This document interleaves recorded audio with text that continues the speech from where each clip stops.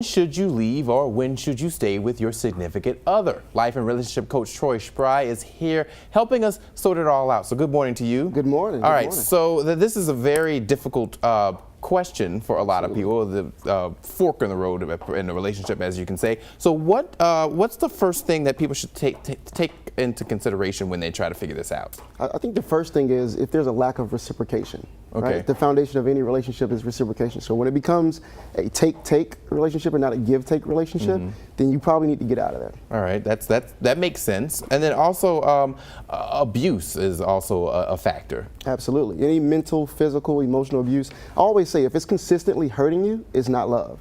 Right? If it's consistently hurting you, it's not love. All right, so what if I'm in a relationship and I was like, oh, I hope this is going to work. I'm going to hope that things move forward.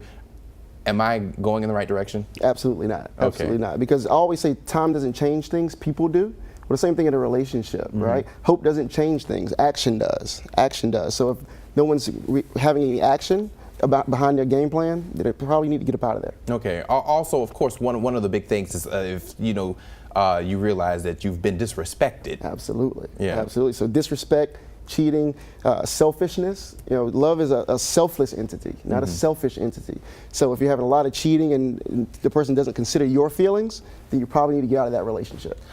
So there are a lot of relationships that you find a cougar who's dating an older woman dating a younger man.